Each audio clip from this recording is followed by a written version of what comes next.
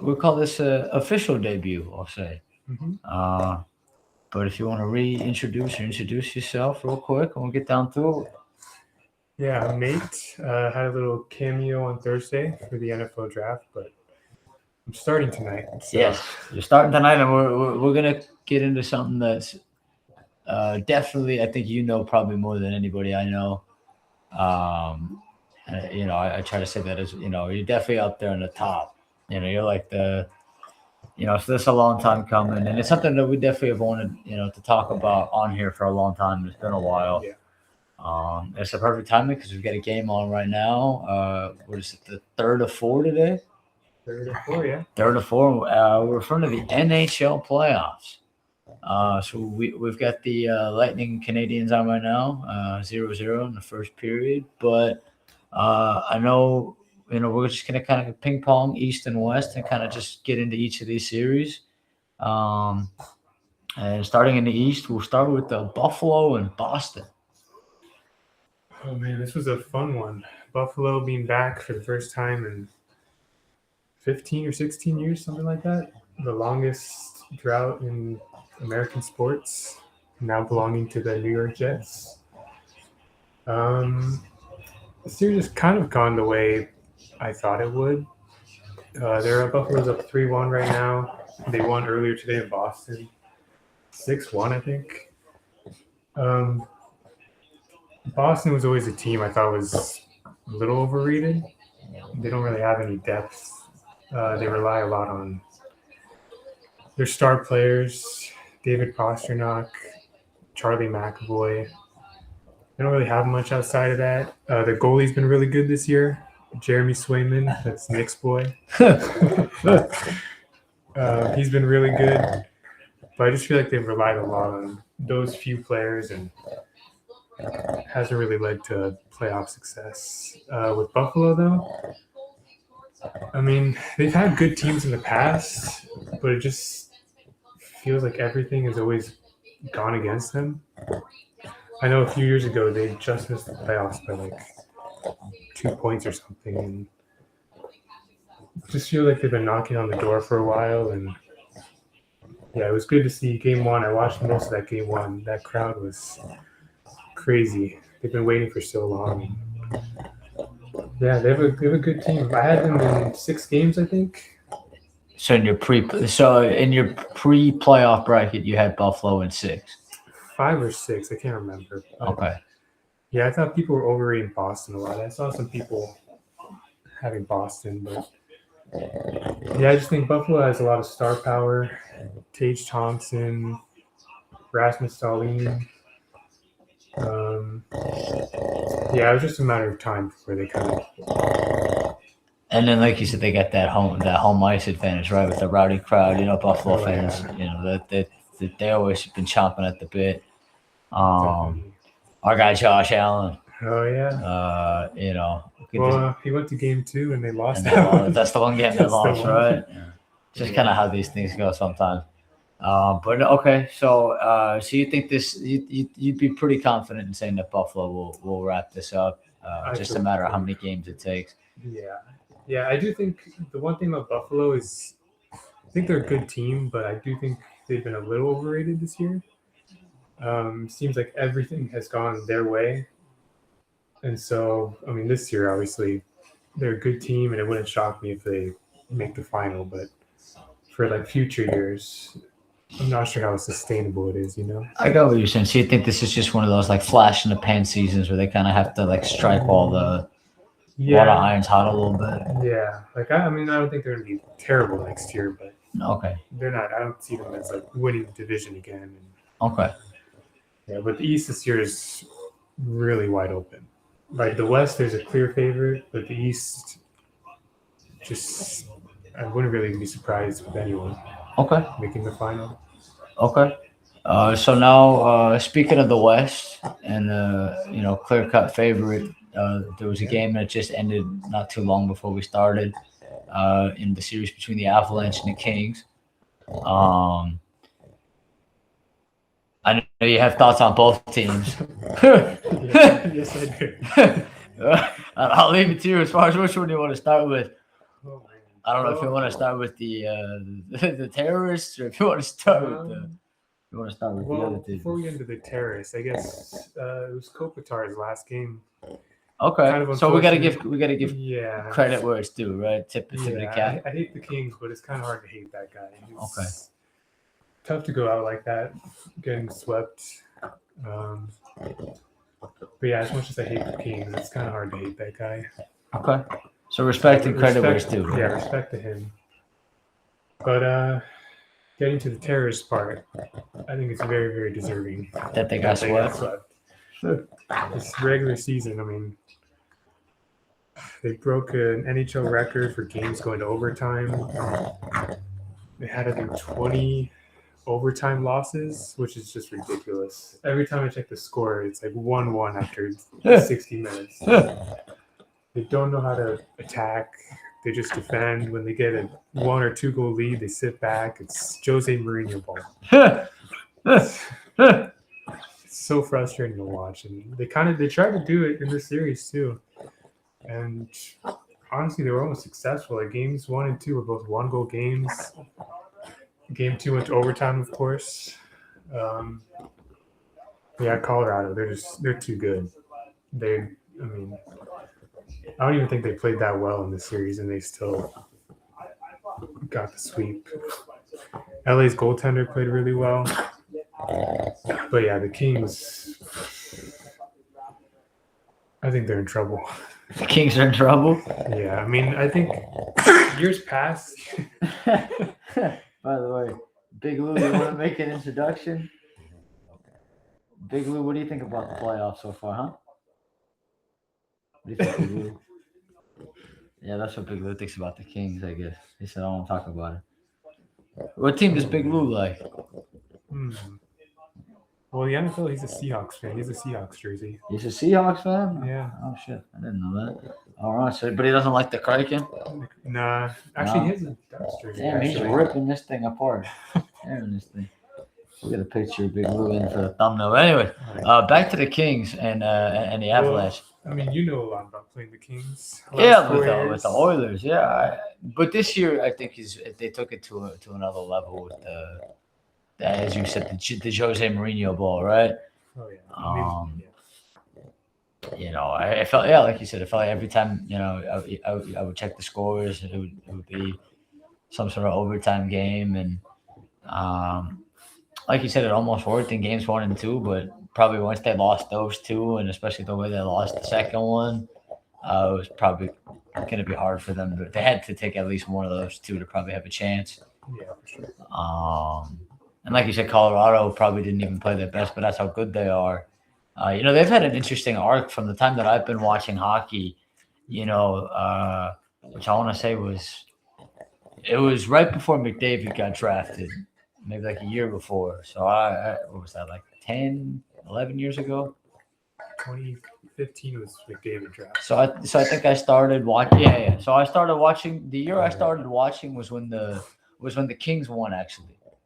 2014. I would have been my sophomore year of high school. I think the first year I really started watching hockey, which is a little different than a lot of the other sports. It's probably but yeah, the Avalanche. I mean, they weren't that great, and then they added all these guys that they have now over the years, and they won it a couple of years ago, right?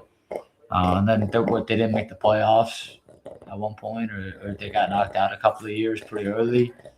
And now it feels like they kind of found that mojo again a little bit, maybe, at least from what I can gather. Yeah, they've had a lot of high draft picks. I mean, 2011, I think, was Landeskog was like I feel like I should know the second overall, maybe. McKinnon was first overall, 2013. 2015, he's not on the team anymore, but Rantanen was like 10th overall, and then Makar was 4th. So, I mean, they've had to lose a lot to get those players. Exactly, but, right. I mean, I think they're on like an 8-year playoff streak. Yeah. And won the cup once, but yeah, they look. That's what it seems like they kind of found the juice again a little bit. So you think they're the clear-cut favorite? Oh, jeez. I think he just choked on that. He's killing this thing. Yeah, I think he just choked on the whatever toy this is or stuffed animal. I think he just ripped it to shreds. I guess I mean that's a good metaphor for the Kings and the Avalanche. I guess Big Lou's the Avalanche, and yeah, I have to take a picture of this because this would be good for the thumbnail. But while we do that, any concluding thoughts on that series before we ping pong back to the East? Well, I mean, the Kings, I mean, their fans have to be frustrated. This is, I think, 5 straight years in the playoffs, first round exits in all of them, and they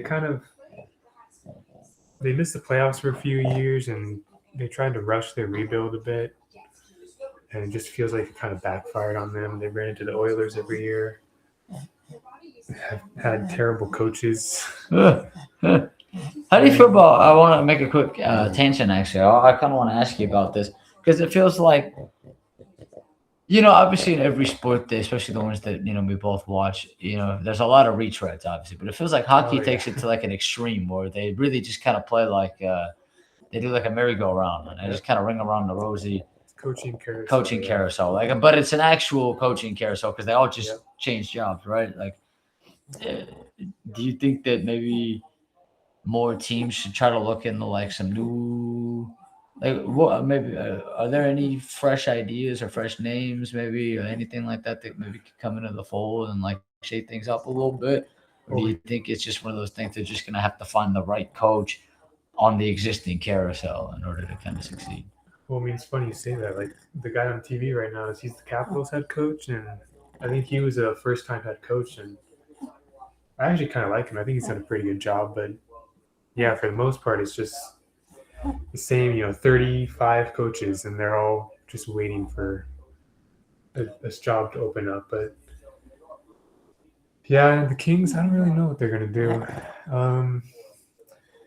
I mean, there's Bruce Cassidy who got fired by Vegas like a week before the playoffs started. He's a good coach. I could see that happening. I just don't know what they're going to do because their team's getting older.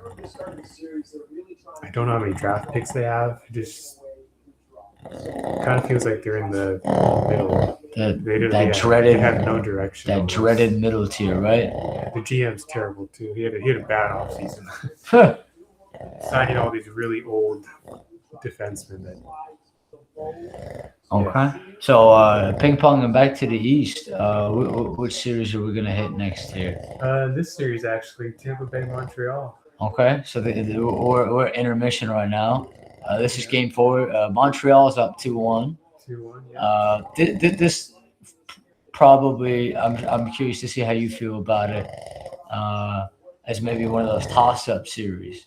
I don't know how you feel about it. Yeah, I had Tampa winning, but it was tough. I mean, all 3 games have actually gone to overtime. And I mean, 0-0, I think. So you had Tampa in how many games? Tampa in 6, I think.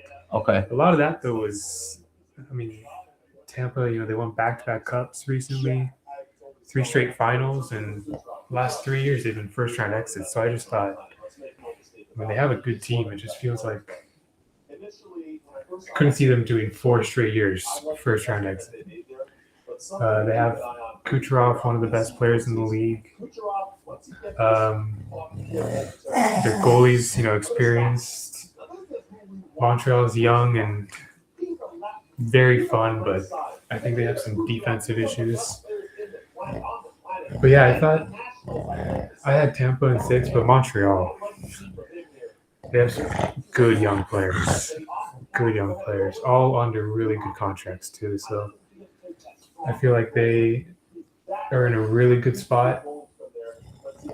They have about 4 or 5 like young 20-year-olds that are all getting paid like less than $10 million for the next 8 years.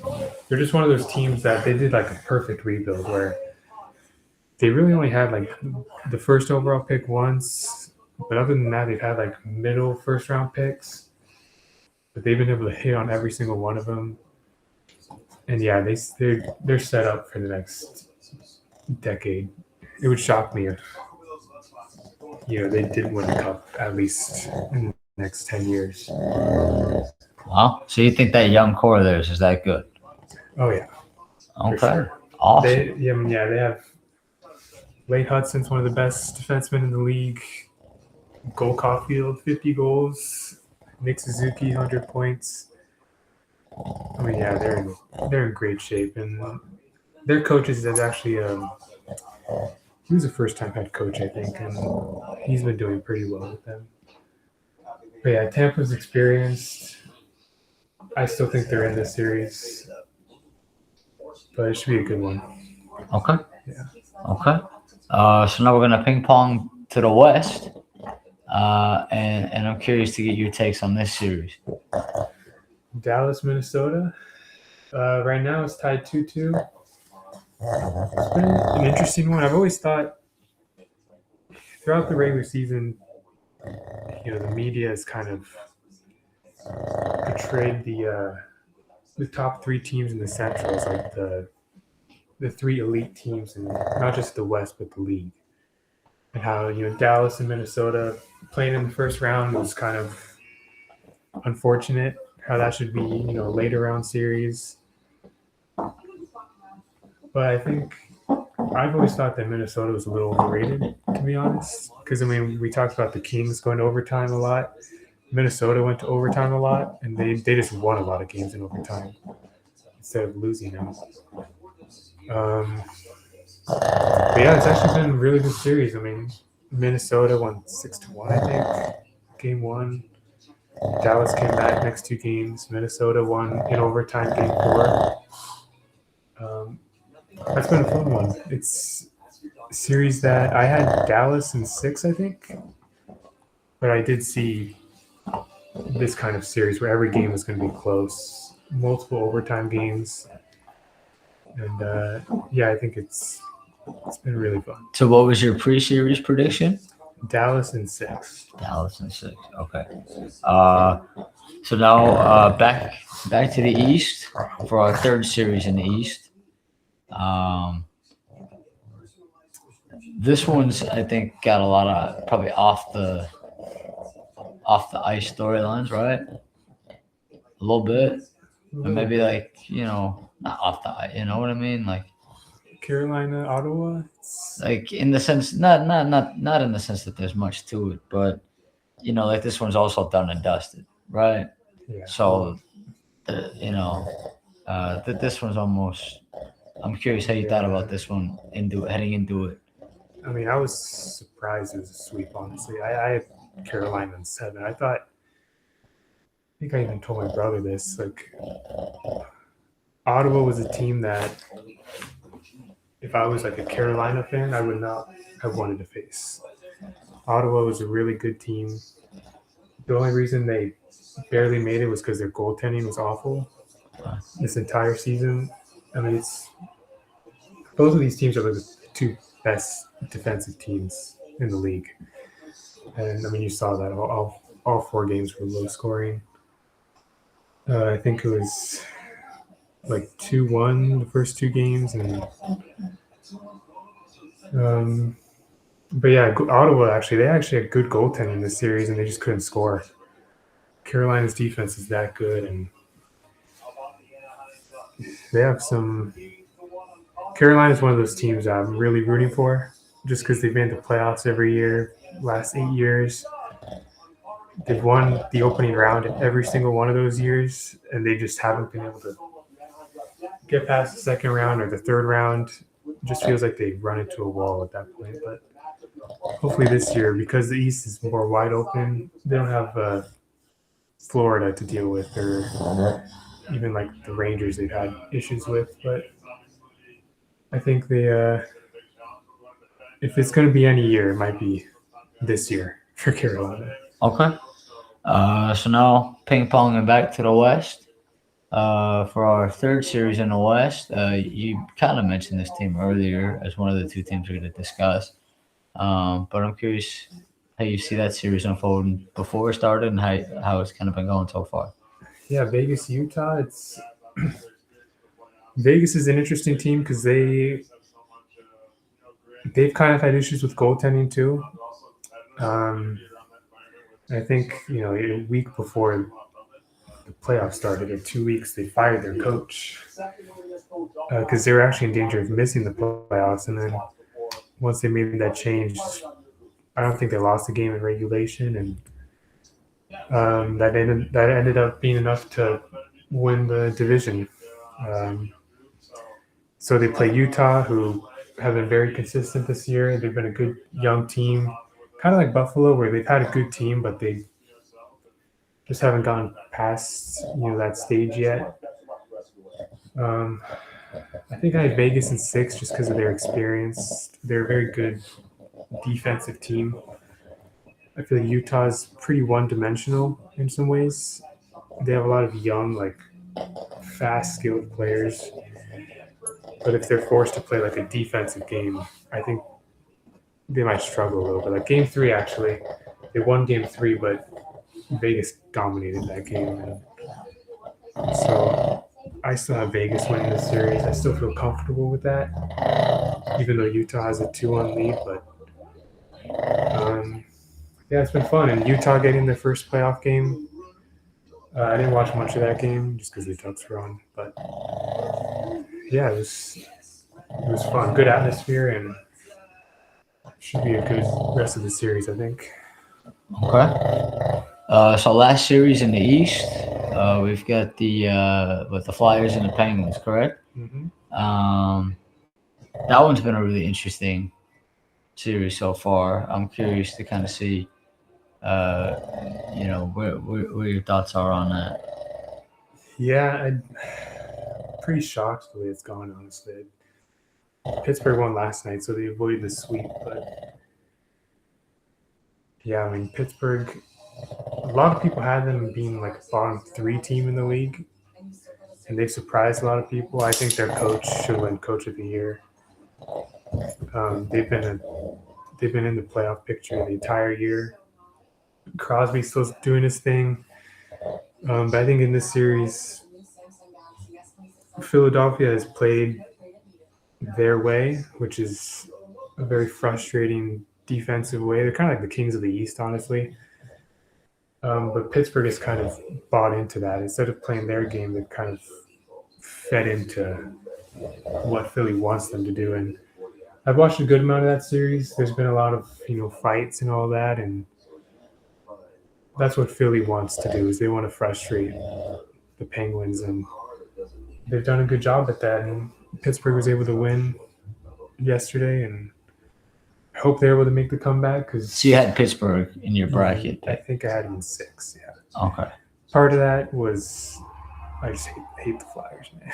The East Coast Kings. Yeah. The Eastern Conference Kings. I might hate them more than the Kings, to be honest with you. Really? Yeah. So Jose Mourinho ball of the East. It's not even that. It's the Philly fans, man. Yeah, we'll save it for another time, but your Eagles. Oh yeah. Well, it's not even like for another day. Yeah. Oh. Yeah, not to get into that. Yeah, we'll save that for another day. Okay. So one final series before we'll move on from the first round, but so I gotta save the best for last. Mm-hmm. Your Ducks against my Vamos Los Oilers. Big game tonight, Game 4 out here. Not too far. Should be a raucous environment tonight. Oh yeah, game 3 was very raucous. I expect nothing less but a fired up crowd tonight, and it's a big one. But your Ducks being up 2-1, how you feeling about that against my Vamos Los Oilers? I feel pretty good. I'm a little bit surprised, honestly. I had Edmonton winning this one in 6, but honestly, wouldn't have been surprised if it was a sweep, just because. I mean, the Ducks have had a good season, but they're very opposite of the Kings, where they're all offense and no defense. And I thought, oh man, McDavid against the Ducks defense really scared me.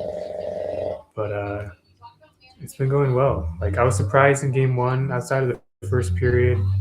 Game one, I thought went pretty well. They actually pulled the Kings where they were leading by 1 goal after 2 periods, and they decided to sit back for the whole 20 minutes, and that just doesn't work against Edmonton. They scored 2 goals in the third to win that one, but games 2 and game 3, they've been pretty good. High scoring, which is not surprising given these two teams, but very, very exciting especially for a neutral fan. For a fan, it's stressful, but yeah, those games have been really fun. It's great to see the Ducks back in the playoffs. It's been a long, long time. I was a sophomore, I think, in high school when last time they made it, and they got swept. So just to see them put up a fight it's nice. It's more than what I expected, to be honest. Okay, so you had the Oilers winning the series. Obviously, Yeah. I know that's not what you want to happen. Do you think the Ducks can do it now, or you don't want to jinx it? Like, how are you feeling about that?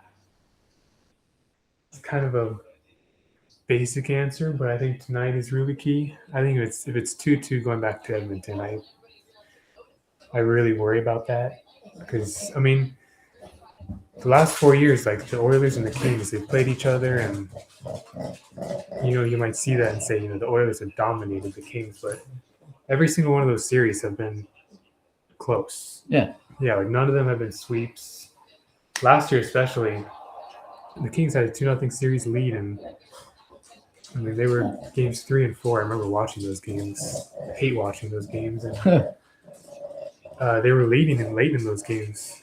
So the Kings, I mean, they had a good chance to beat the Oilers last year. So it's just hard to count the Oilers out. But I think if the Ducks can win tonight, not to jinx it, but I would feel pretty good. Yeah, well, vamos to los Oilers, man. They got to step it up for sure. I know McDavid has had a very I don't know if he's dealing with from what I can gather, probably dealing with some sort of injury, but I mean, regardless of what happens in this series, it doesn't change the fact that that's the best player in the world. Oh yeah. And Leon Draisaitl was pretty damn good too. Big Lou's roaring up. He said "Vamos los Oilers" just now. Yeah, let's go, Big Lou. There you go. Big Lou's ready to save hockey in America, isn't he? Look at that. Global hockey. Forget America, Canada, across the world. Look at that. This is gonna be the face of the NHL's. Relax. Look at that. Big Lou. So I do want to ask you just on the subject of the playoffs. We talked about your pre-first round series predictions, but just kind of building off of that, what were your second round conference finals, Stanley Cup finals predictions, and then have you seen anything in that time that maybe you want to change, like your and then anything that you've seen that maybe you want to change that or you want to stick with it? Any other things that have kind of stood out to you so far? I mean, most of my series, I think, will be pretty accurate. I mean, Pittsburgh doesn't look like it's going to be, but even though I predicted Ottawa to put up more of a fight, still had Carolina winning that. So I think I've done pretty well. Hopefully, I get the Ducks Oilers series wrong, but. So who do you have? Who did you have? Like for the rest of your bracket, who did you have? Win. In a conference finals. Winning the thing. And have you seen anything that maybe you want to maybe adjust that a little bit, or maybe you're reconsidering a little bit? The conference final I had in the East, I had Carolina, Tampa. Okay. I just thought Tampa with their experience, and I thought Buffalo would eventually kind of run out of that magic that they've had. Carolina, I still think they're easily the best team on that side of the East. So I feel pretty comfortable with that, even with Philadelphia playing well. I think Carolina can beat them. And between Carolina and Tampa, I had Tampa winning that. I don't feel great about that one right now. But it's just as much as I want Carolina to win, it's kind of hard to bet on them the later they get. I mean, they've made the conference final, and like they've made the playoffs 8 straight years, and I think they've made the conference final 4 of those years. They just can't get over the And hump. they've not swept in 3 of those 4. Yeah, my guy Rod Brindamore, man. They're kind of one of those teams that's just really. They're also one of those stubborn teams to play against. They're tough to break down. They're really, they're. I think I wonder how you feel about this. The Hurricanes is like a different level of defense to like the Kings, right? Like the Hurricanes are actually good on defense. Yeah. Versus like hanging on for dear life. Yeah. But maybe their lack of maybe this year is different. I know the last couple of seasons they've actually added a little bit more offensive juice, whereas maybe in the beginning portion of those 8 straight years, maybe they were really defensive oriented. I know now they have a couple more, goal scorers. Wow, words are difficult. And that's a tough place to play too. Oh yeah. Yeah, I think they've been run pretty well. Like they've tried to make those big trade deadline moves the last few years. They tried with Jake Gensel a couple years ago, but he became a free agent. They just couldn't come to a deal. And then last year they tried Mikko Rantanen, but they traded for him without an extension in place, and he didn't want to sign there. Okay. So he got traded again during the season to Dallas. And so it just seems like they kind of struggle to find players who really want to play there. But they're a smart run team. Like some of the young players they do have that they've either traded for or drafted, they've got them under good contracts. So I still see them being like a playoff team for a while. It just they don't have like that top elite offensive talent that I think you need. I like Sebastian Aho a lot, but their depth isn't the greatest. Okay. So what about in the West? Who did you have in the West? And so you have the Lightning coming out of the East pre playoffs, and so then in the West, what did you have there? West, I had. You can't bet against Colorado. Part of it is I thought they would make quick work of the Kings, and I thought whoever they would play between Dallas and Minnesota would have issues keeping up, just because they would probably go through a 6 or a 7 game series. They'd probably be beaten up a lot. Colorado would be more rested. I just think it's hard to bet against that team. They don't have a single weakness, whereas I think Dallas and Minnesota, they have enough weaknesses, I think, to where I think Colorado would do it. Plus, Colorado is kind of a team where they won the Cup, but other than that, they've kind of struggled to go deep in the playoffs. I just feel like this year it's all kind of working out for them. Okay. And then you had them against who? Vegas. Vegas. I had them beating Edmonton, in the second. Okay. Just because I thought, I mentioned, they've had issues with goaltending, but I thought if they got just at least average goaltending, I think they're a really good team. They have a lot of good depth. And I think with Edmonton, they've played so much over the last few years. I just don't see Edmonton making it to 3 straight finals. You think maybe tired legs a little bit, like just playing that much hockey over the last couple of years? Tired, and I think, Edmonton, it's kind of amazing that they've made it to the finals the last couple of years with how bad their goaltending has been. Oh. It's every year that I've watched the Oilers, they've never had a consistent, solid goaltender. It seems like every year and I think that's why it makes what you said, that they made it 2 straight years. They have to score like 4 or 5 goals a game in the playoffs, which typically I feel like, it's more low scoring in most series, most games. But the Oilers, it feels like they just have to win in a barn burner most years. Yeah, you're seeing it in the series right now. They've scored 4 goals in the first 3 games, and that's yeah. And we're sitting here talking about McDavid, but it's like honestly, him just being on the ice is not just about the points either. It's just the presence of him being yeah. there. Oh yeah, every time he gets the puck, it's just, You know, so yeah, it doesn't mean he's having a bad series per se. It just means that he's at such a high standard that he doesn't have like 10 goals, 10 points in 4 games, and you're thinking like, what the hell's wrong with this guy? yeah, And then Draisaitl and all that, and Evan Bouchard is pretty solid too. yeah. But outside of that, But outside of that, yeah, they just, but that goes to show you just how good they are. Yeah, they are. That Yeah. they've been they've been dragging what's been a really poorly constructed roster in many ways over many years, and they've covered a lot of flaws that if those guys weren't around, they'd be right back to being ass before they got those guys. yeah. Um, I mean, what do you think about before the season? There was kind of talk about McDavid only had 1 year left on his contract, and then right before the season, he signed a 2-year deal instead of a long-term deal. What do you? I look. I think for a guy like that, Seems like he's putting pressure on. it makes Yeah. sense. I mean, I think when you get to a certain point in your career, regardless of the sport, you see it all the time, and whether it's the NBA or the NFL, players have to make decisions all the time, just like teams have to make decisions. And for a guy like McDavid, it makes sense for him to probably keep his options open and put pressure on the Oilers, like, hey,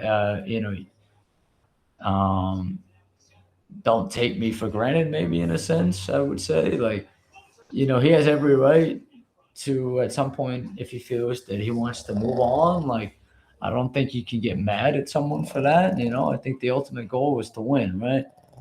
And I think he's been around long enough, and obviously, I hope he gets it done with the Oilers, but I think he's earned the right to kind of, if he doesn't want to sign a long-term deal, I think he's entitled to keep his options open and kind of put pressure on, and rightfully so. I mean, they've made a lot of decisions over the years, and I think him and Draisaitl and some of these guys, like, they've never been deep, and they've never been deep. But they just, like you mentioned, like the Bostons and whatnot, like the differences is like these star players are just like some of, if not the best, and they can kind of mask up those deficiencies maybe better than anybody else.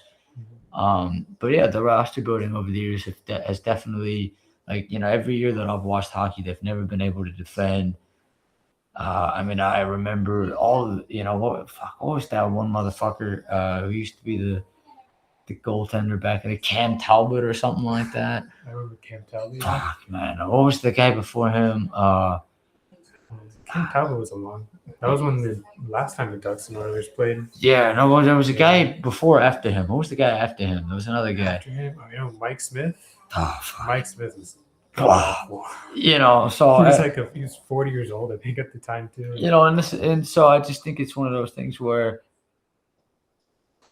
it almost is an indictment on the Oilers that they haven't been able, even though they yes, they made it to 2 straight, and I mean they ran into a buzzsaw 2 years in a row. Oh, yeah. It's just how it plays out sometimes. But yeah, I think just the amount of hockey that they've played, I think, and Florida is not even in the playoffs. Yeah. So they're actually getting a little bit of rest. Then maybe next year they're going to be back in the thick of things. They might get a top pick. And a top pick, which is kind of ridiculous to think about. Lottery, they get first overall. That would be hilarious because so many fans would be upset, but I would find it funny, to be honest. Okay. Yeah, I don't know, man. I just, we'll see. It's a big game tonight between the Ducks and the Oilers. But honestly, I will say this, and I don't just say this because you're next to me, but like, if the Oilers are going to lose to anybody in the West, I would want them to lose to the Ducks. Not that I want them to lose, but I could tolerate that a little bit more than if they lost to like the Utah Mammoth or some shit like that. R.I.P. to the Coyotes. I could stomach that a little bit more just because it's like, hey, like you said, the Ducks haven't been in the playoffs in such a long time, and given that they're I guess I don't hate the Ducks. Like it's like I mean, it's kind of like the Angels. Like you can't feel like you kind of want like I don't hate the Angels. It's just like I don't hate the Ducks. Like I wish them well. Like obviously when I play them, fuck them. But Mhm. I guess on the scale, like if they lost to the Kings any of the last couple of years that they played the Kings, was it 4 years in a row? If they lost to any of those, that would have sucked. But and it would still suck if they lost to the Ducks. But I think it would hurt a little bit less, just because I know how much it means to the Ducks folk out there. But hopefully the Ducks, hopefully the Ducks, they have to wait another year. And if almost Los Oilers can keep it pushing. So you had the Avalanche and the Lightning in the Stanley Cup Finals, and from what I can gather, who'd you have winning and how many games? I had the Avalanche. I think it's 6. Okay, It's actually a rematch of 2022. There's no weakness with this team. I mean,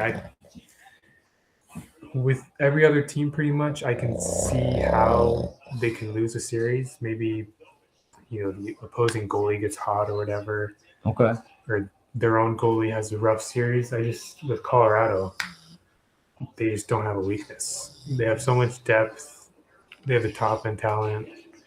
Their goalies are good, both of them. I don't see how they lose, to be honest. okay. Before we wrap this up, just any